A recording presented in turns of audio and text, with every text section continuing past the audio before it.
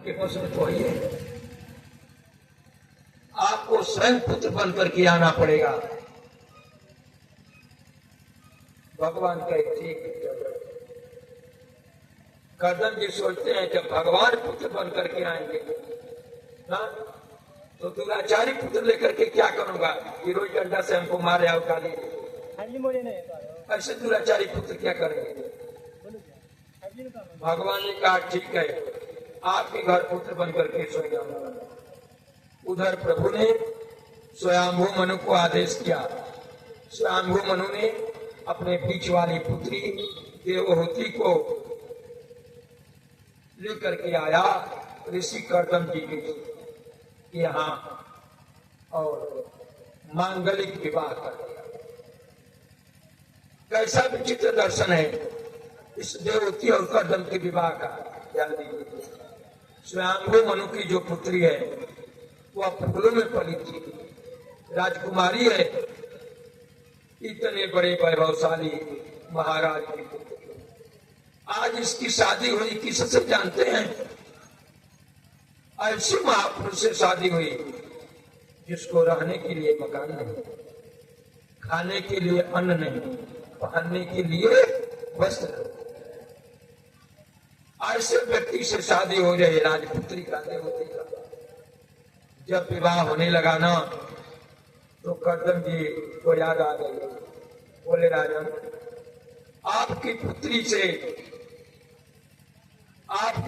से मैं विवाह कर रहा हूं, पत्नी के रूप में ग्रहण करूंगा, लेकिन इससे पहले एक शर्त माननी पड़ेगी। मनु जी कहते हैं क्या शर्त है आपकी? बोले शर्त एक है कि एक पुत्र होगा ना तो घर को छोड़ करके साधु हो जाएगा। एक पुत्र का जन्म होगा तो दूसरा पुत्र पैदा नहीं करूंगा, तुम्हारी लड़की को ही गृहस्थी अब चलाना पड़ेगा। हम तो एक पुत्र हुआ चले गए जंगल, मारा जाता गृहस्थी छोड़ देंगे। कर्दम जी सोचा कि जब स्वयं भगवान पुत्र बन करके आ रहे हैं तो दूसरे पुत्र की कामना क्यों करें? इसलिए वो बोले कि ठीक है, एक पुत्र होने के बाद गृहस्थी को त्याग देगा, स्वीकार कर लो। स्वयंभू मनु ने स्वीकृति दी। देवहूति का विवाह कर्दम जी के साथ हुआ। राजकुमारी है ना, और एक ऋषि की पत्नी भी हो गई विवाह वाला। अपनी पत्नी को लेकर के अपनी पर्ण कुटी पर, निवास कुटी पर कर्दम जी जंगल के पास छोटी सी एक पर्ण कुटी बनाए थे। वहां पर देवहूति को लेकर के पहुंचे। जैसे ही देवहूति ने उस कुटी में प्रवेश किया,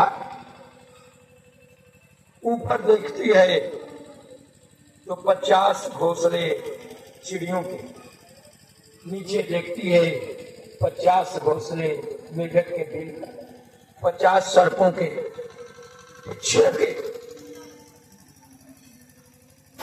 चिड़िया कलरों का। देवहूति ने कहा ये क्या है ईश्वर? ऊपर देखकर कर्दम जी कहते हैं ये चिड़िया है, इस कुटिया को अपना घर मानती हैं और आराम से स्वच्छंद होकर के रहती है। कोई इन्हें कष्ट नहीं होता, अगर कष्ट होता तब तो ये भागी जाती। अच्छा, नीचे की ओर देवहूति ने नजर डाली, कही यह क्या है ईश्वर?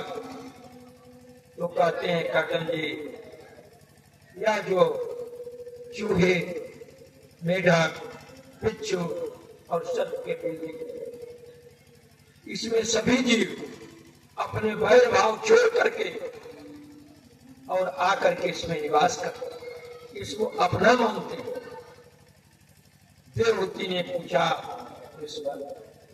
ऊपर और नीचे चारों ओर, तो आप इसमें कहां रहते हैं? आप इसमें कहां रहते हैं? कर्दम ऋषि नजर से देखे और कहे देखो 1.5 फुट का जो आसन लगा है ना मेरा, ये 1.5 फुट का आसन है, इसी पर मैं अपना जीवन बिता लूंगा। देवहूति मन में इतना प्रसन्न हुई ना, कई बार एक त्यागी पुरुष, ऐसा त्यागी पुरुष मेरा पति मिला। ऊपर जो है चिड़ियों के घोंसले, नीचे जो है बिच्छू, सर्प, मेढक, चूहे के, और केवल 1.5 फुट अपनी पर्णकुटी में सफर कर लेता है। बहुत प्रसन्न हुई नहीं, देवहूति के नेत्र सजल हो गए। इतना त्यागी महापुरुष मेरा पति मिला। देवहूति ने खिड़की खोल करके जब बाहर देखा, एक जंगला था, नजर डाली तो आश्चर्य से उसकी आंखें खुली रही। सामने नीचे झरना बह रहा है, नीचे गाय और हिरण अपना बैल भाव छोड़ करके और एक ही घाट पर दोनों जल पी रहे हैं। किसी से किसी की दुश्मनी नहीं, जीव जंतुओं में हिंसा की भावना नहीं। एक बार बोले श्री कृष्ण भगवान की। हाँ हाँ।